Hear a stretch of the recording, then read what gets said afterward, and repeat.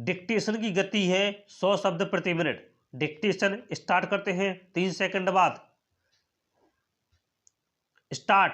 उपाध्यक्ष महोदय, तब उन लोगों को कुछ आशा हुई कि हम लोग भी उसी तरह चल सकते हैं जिस तरह से पहले चल रहे थे, लेकिन अभी हाल में जो चुनाव हुआ उससे देश के धनिकों के मन में बड़ा संदेह पैदा हुआ कि इस चुनाव के बाद उनकी स्थिति वैसी नहीं रहेगी जो अब तक चली आती रही है।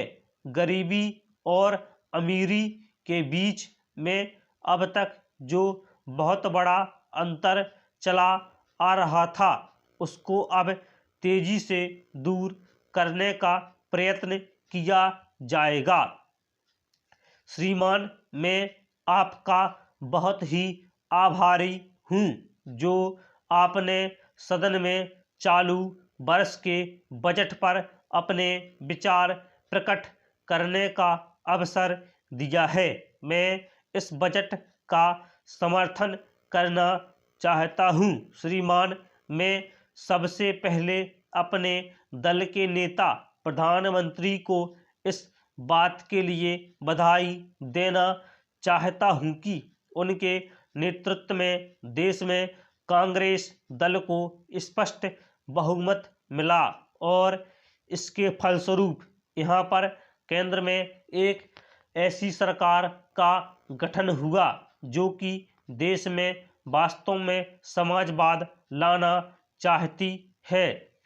मैं वित्त मंत्री जी को इस बात के लिए बधाई देना चाहता हूं कि लोकसभा के मध्यावधि चुनाव में जनता द्वारा कांग्रेस दल को जो आदेश दिया गया था उन्हें स्मरण है और वह तन मन धन से उसका पालन करना चाहते हैं। वह आदेश था देश में सामाजिक और आर्थिक विषमता दूर करने का, देश से गरीबी, बेकारी और बेरोजगारी को हटाने का और देश के जो पिछड़े हुए हिस्से हैं उनका पूरा विकास करने का। साथ ही साथ इस बात का भी आदेश था कि देश के अंदर इस प्रकार की सामाजिक और आर्थिक व्यवस्था पैदा की जाए जिसके अंतर्गत जनता शोषण से मुक्त हो सके। श्रीमान, यह ठीक है कि देश में कृषि के क्षेत्र में उत्पादन में वृद्धि हुई है, परंतु इसके साथ ही साथ यह भी दृष्टि में रखना चाहिए कि लागत में भी पूरी वृद्धि हुई है। इसके लिए आवश्यक है कि सिंचाई के साधन बढ़ाए जाएं और अधिक उन्नत बीजों का प्रयोग किया जाए।